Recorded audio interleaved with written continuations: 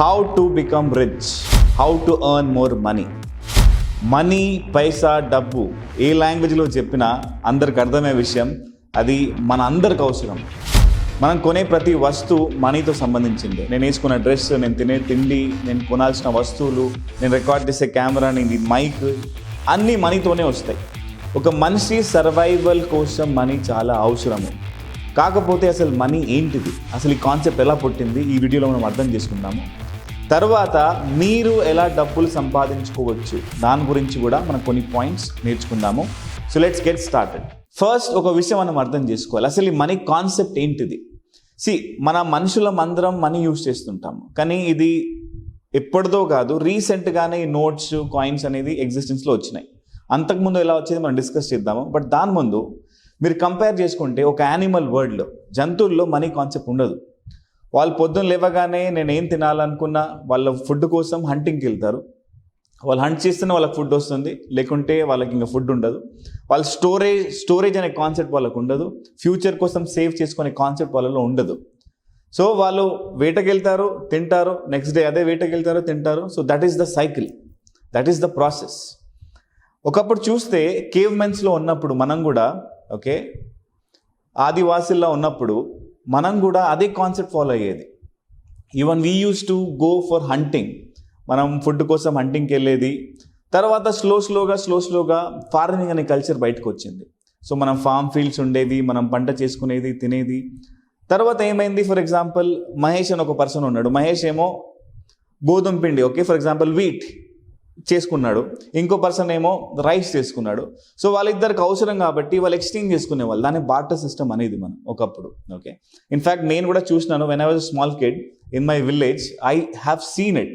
For example నాకు biscuit packet కావాలంటే నేను ఎంతో కొంత బియ్యం అక్కడికి ఇస్తే వాళ్ళు మాకు బిస్కెట్ ప్యాకెట్ ఇచ్చేవాళ్ళు. ఆ బార్టర్ సిస్టమ్ కొన్ని 50 ఇయర్స్ బ్యాక్ వరకు కూడా ఉండేది.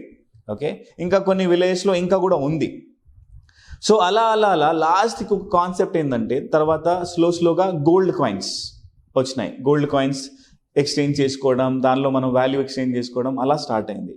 తర్వాత వన్ ఫైన్ డే ఏమైందంటే, ఒక పర్సన్ వచ్చేసి, సరే నా దగ్గర ఇంత గోల్డ్ కాయిన్ ఉంది, నేను ఇంత గోల్డ్ కాయిన్ని వేరే దేశానికి తీసుకువెళ్ళాను, సో నాకు ఒక రీసిప్ట్ రాసివ్వు, ఆ రీసిప్ట్ అక్కడికి ఇస్తాను, నువ్వు గోల్డ్ కాయిన్ అక్కడికి ఇచ్చే, మీ ఎవరైనా మనుషులు చెప్పేస్తే ఆ గోల్డ్ కాయిన్స్ అక్కడ ఇచ్చేస్తారు.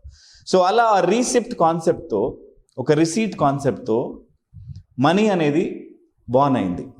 సో ఇది almost 1000 years ago, 1000 or maybe around 900 years ago ఈ మనీ అనే కాన్సెప్ట్ బయటకు వచ్చింది. So if you see, money is nothing but actually a piece of paper. కాకపోతే ఆ పీస్ ఆఫ్ పేపర్కి వస్తువు కొనే వాల్యూ ఉంది, వస్తువు కొనే ఎబిలిటీ ఉంది. సో దాన్నే మనం మనీ అంటాము. అంటే మనీ అంటే ఏం లేదు, యాక్చువల్గా మన పాకెట్లో మనీ ఉంటుంది, 1000 రూపీస్ నోట్, 2000 రూపీస్ నోట్. ఆ 2000 అనేది యాక్చువల్లీ ఒక వాల్యూ. ఆ 2000 వాల్యూతో మీరు 2000 వర్త్ వస్తువులు కొనుక్కోవచ్చు. So this is what you have to understand. Money is just a symbol of value exchange. For example నా దగ్గర 1 crore ఉన్నాయనుకోండి, అంటే నా దగ్గర 1 crore వర్త్ థింగ్స్ కొనే కెపాసిటీ నాకు ఉంది. నా దగ్గర 1000 రూపీస్ ఉన్నాయనుకోండి, 1000 రూపీస్ వర్త్ కొనే కెపాసిటీ నా దగ్గర ఉంది. సో ఆ సింపుల్ అండర్స్టాండింగ్ కోసం ఆ మనీ అనే కాన్సెప్ట్ బయటకు వచ్చింది. This is very simple. So ఇది అర్థం చేసుకున్న తర్వాత ఇప్పుడు మనకు ఇంపార్టెంట్ పాయింట్ ఏంటంటే, ఇప్పుడు నేను ఎక్కువ మనీ సంపాదించాలంటే సింపుల్ కాన్సెప్ట్, నేను వాల్యూ పెంచుకోవాలి అంతే. అంటే ఫర్ ఎగ్జాంపుల్ ఇప్పుడు ఐటీలో జాబ్ చేసే వాళ్ళు ఉంటారు. ఐటీలో జాబ్ చేసే వాళ్ళు కొంతమంది 10,000 సంపాదించుకుంటారు, కొంతమంది 20,000, కొంతమంది 1 lakh, కొంతమంది 5 lakhs సంపాదించే వాళ్ళు కూడా ఉంటారు పర్ మంత్. నేను చెప్పేది రీజన్ ఏంటంటే, 5 lakhs సంపాదించే పర్సన్ 5 lakhs వర్త్ వాల్యూ కంపెనీకి ఇస్తున్నాడు. అంటే అతనికి 5 lakhs పర్ మంత్ శాలరీ ఇస్తున్నారంటే అతను మినిమం టు మినిమం ఒక 1 crore, 5 crores వర్త్ బిజినెస్ కంపెనీకి ఇస్తున్నాడు, లేకుంటే అంత వర్త్ పని చేస్తున్నాడు. అప్పుడే కంపెనీ ఆ వాల్యూ ఆ డబ్బు అతనికి ఇస్తుంది, 5 lakhs వర్త్ ఇస్తుంది. ఫర్ ఎగ్జాంపుల్ మీకు 10,000 శాలరీ వస్తుంది అనుకోండి, రీజన్ ఈస్ మీరు కంపెనీకి ఇచ్చే బిజినెస్ మేబీ 1 lakh అవ్వచ్చు. సో మీరు ఎంతైతే బిజినెస్ కంపెనీకి ఇస్తారో, మీ వల్ల ఎంతైతే ఇన్కమ్ కంపెనీకి జనరేట్ అవుతుందో అంతే వాల్యూ మీకు అందుతుంది. సింపుల్ మీనింగ్ ఏంటంటే, మీ వాల్యూ మీరు పెంచుకుంటేనే మీ లైఫ్లో మనీ అనేది వస్తుంది. ఈ కాన్సెప్ట్ చాలామంది అర్థం చేసుకోరు. అర్థం చేసుకోకుండా మనం ఏం చేస్తాం, మనీ వెనుక పరిగెడుతూ ఉంటాం. And we all want to become rich, but we never focus on increasing our value. This is very, very, very, very important to understand. So if you really want to become rich, first thing what you have to do is increase your value. This is first important concept to understand. Now many of you may ask me, Saurabh, సరే నాకు మీరు చెప్పింది చాలా అర్థమైపోయింది, నా value increase చేసుకోవాలి, దేనిలో increase చేసుకోవాలి, ఏ ప్రొఫెషన్లో ఇంక్రీజ్ చేసుకోవాలి, ఏ డొమైన్లో ఇంక్రీజ్ చేసుకోవాలి. సో అది మనం సెకండ్ పాయింట్తో అర్థం చేసుకుందాం. ఓకే, నా సెకండ్ పాయింట్ వచ్చేసరికి this is called as demand versus supply. ఇది చాలా ఇంపార్టెంట్ పాయింట్, మీరు అర్థం చేసుకోవాలి.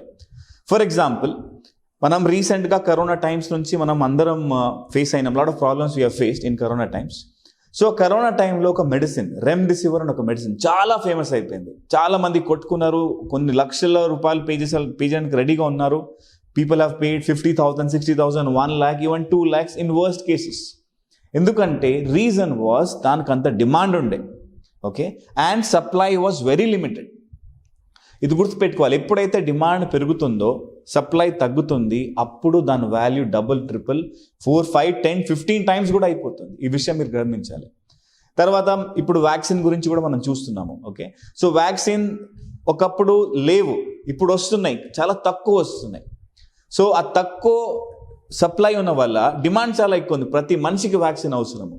సో ప్రైవేట్ హాస్పిటల్లో 1,300 అయినా 1,500 అయినా మనం రెడీగా ఉన్నాం తీసుకోవడానికి. ఎందుకంటే దాని డిమాండ్ ఎలా ఉంది, సప్లై తక్కువ ఉంది. సో ఈ విషయం మనం అర్థం చేసుకోవాలి. మీనింగ్ ఏంటంటే ఎప్పుడైతే మనం డిమాండ్ ఎక్కువ ఉంది, సప్లై తక్కువ ఉంది అనే ప్రొఫెషన్ మనం ఎత్తుక్కుంటామో అప్పుడు మనీ ఈజీగా మన దగ్గరకు వస్తుంది. ఈ విషయం మీరు అర్థం చేసుకుంటే మీకు చాలా ఈజీ ఉంటుంది మనీ సంపాదించుకోవడం. For example, okay, examples about let's take cricketer. Okay, assuming Sachin Tendulkar. Okay, నా సచిన్ టెండూల్కర్ ఆ డిమాండ్ చూస్తే, for example, every one wants to become cricketer. Okay, మన చాలా మంది ప్యాషన్ ఉంటుందండి, క్రికెటర్ అవ్వాలి, సచిన్లా అవ్వాలి, సెహ్వాగ్లా అవ్వాలి, యువరాజ్ సింగ్లా అవ్వాలి. సో అందరికి ఒక డ్రీమ్ ఉంటుంది. కాకపోతే ఇండియన్ టీంలో there is a chance only for 11 players to play. Isn't it? ఎక్స్ట్రాస్తో కలిపి మే 14-15 members ఉంటారు. సో అంత పెద్ద దేశంలో జస్ట్ ఒక లిమిటెడ్ పొజిషన్స్ మాత్రమే ఉన్నాయి. అంటే డిమాండ్ ఈజ్ హ్యూజ్, ప్రతి ఒక్కరికి కావాలి, కాకపోతే సప్లై ఈజ్ ఓన్లీ 14-15. దానివల్ల ఏమవుతుంది, దాని పొజిషన్, దాని వాల్యూ ఒక రేంజ్లో వెళ్ళిపోతుంది. వాళ్ళకి వచ్చే ఫీజు కానీ వాళ్ళకి వచ్చే మనీ కానీ ఎక్కువ ఉంటుంది. సో దానివల్ల supply limited, demand more. that becomes a rich profession. That becomes one of the best professions in this world. So మీరు కూడా అలాంటి ప్రొఫెషన్ ఎత్తుక్కోవాలి. ఫర్ ఎగ్జాంపుల్, నా చాలామంది ఫ్రెండ్స్ ఉన్నారు, సీనియర్స్ కూడా ఉన్నారు. అరౌండ్ 1900s, ఎర్లీ 2000s వాళ్ళు చాలామంది యూఎస్కి వెళ్ళేవాళ్ళు, lot of this IT professionals. అప్పుడు డిమాండ్ ఐటీకి చాలా ఎక్కువ, సప్లై చాలా తక్కువ. అంటే ఇంజనీర్స్ చాలా తక్కువ ఉండే, అప్పుడు క్వాలిటీ ఇంజనీర్స్ ఇంకా చాలా తక్కువ ఉండే. సో వాళ్ళకి కొన్ని లక్షలు, ఈవెన్ కోట్ల రూపాయలు శాలరీ వచ్చే ఛాన్సెస్ కూడా ఉండే ఒకప్పుడు. బట్ అదే మీరు ఇప్పుడు చూస్తే ఇంజనీర్స్, రైట్, ఇంజనీర్స్ చాలా పెరిగిపోయి ఉన్నారు. అంటే supply is unlimited, okay, and demand is limited. So supply ఎక్కువ ఉంది, డిమాండ్ తక్కువ ఉంది, ఆబ్వియస్గా జాబ్స్ తగ్గిపోతాయి, ఆబ్వియస్గా మనకు వచ్చే శాలరీ తగ్గిపోతుంది, ఆబ్వియస్గా వాళ్ళకి చాయిసెస్ పెరుగుతున్నాయి. కాబట్టి demand is more, supply is less. అప్పుడు demand more, supply less, money you will get more. But demand is less, supply is more. ఇది జరిగినప్పుడు శాలరీస్ తగ్గిపోతుంటాయి. ఇది మనం అర్థం చేసుకోవాలి. That is what is currently happening with engineers. Okay, demand limited అయిపోయింది, కాకపోతే గల్లీకి ఒక ఇంజనీర్ ఉంటాడు, గల్లీ కాదు, ఇంటింటికి ఒక ఇంజనీర్ ఉంటాడు. సో అందుకే వాళ్ళకి జాబ్స్ రావడం కష్టమైపోయింది, శాలరీస్ రావడం కష్టమైపోయింది. సో అది కరెంట్లీ జరుగుతుందన్నమాట. సో అందుకే మనం ఎత్తుకాల్సింది ఒక మంచి ప్రొఫెషన్. ఎలాంటి ప్రొఫెషన్ అంటే ఆ ప్రొఫెషన్లో డిమాండ్ అనేది చాలా ఎక్కువ ఉండాలి, సప్లై తక్కువ ఉండాలి. ఫర్ ఎగ్జాంపుల్స్, ఇప్పుడు యుఎస్లో ఇంజనీర్స్, డాక్టర్స్ చాలామంది ఉన్నారు, కాకపోతే కార్పెంటర్స్, ఓకే, ప్లంబర్స్, ఎలక్ట్రీషియన్స్ చాలా తక్కువ మంది ఉన్నారు. ఎందుకంటే ఇష్టపడరు ఆ జాబ్ చేయడానికి. అక్కడ ఎలక్ట్రీషియన్కి ఉన్న డిమాండ్, కార్పెంటర్కి ఉన్న డిమాండ్ ఒక రేంజ్లో ఉంటుంది. In fact they earn lakhs of rupees every month just by doing a small work. ఎందుకంటే అక్కడ సప్లై లిమిటెడ్గా ఉంది, డిమాండ్ చాలా ఎక్కువ ఉంది. సో ఇండియాలో అలాంటి ప్రొఫెషన్స్ ఏమైనా ఉన్నాయా అని మీరు ఆలోచించాలి. అది మీరు గూగుల్ చేయాలి, అర్థం చేసుకోవాలి. ఫర్ ఎగ్జాంపుల్, రీసెంట్గా ఐటీలో కొన్ని ప్రొఫెషన్స్ వస్తున్నాయి. ఫర్ ఎగ్జాంపుల్, డిజిటల్, ఇప్పుడు నా అంతా డిజిటల్ అయిపోతుంది కాబట్టి. సో కొన్ని professions like digital marketing, okay, చాలా డిమాండ్ ఉన్న ప్రొఫెషన్, సప్లై ఇప్పుడు పెరుగుతుంది. ఓకే, ఒకప్పుడు చాలా తక్కువ ఉంది డిజిటల్ మార్కెటింగ్కి supply. For example one more profession is data analytics. ఇప్పుడు అంతా డేటా ప్రొడ్యూస్ అవుతుంది, డేటా అనలిటిక్స్కి డిమాండ్ చాలా ఎక్కువ ఉంది, సప్లై స్టిల్ ఈజ్ లిమిటెడ్. ఒక మంచి ప్రొఫెషన్ అవ్వచ్చు. Robotics, demand is increasing in the future, supply still limited, it's a very good profession to enter in to. For example one ever green profession is sales and marketing. ప్రతి మనిషికి, ప్రతి కంపెనీకి sales and marketing అవసరము.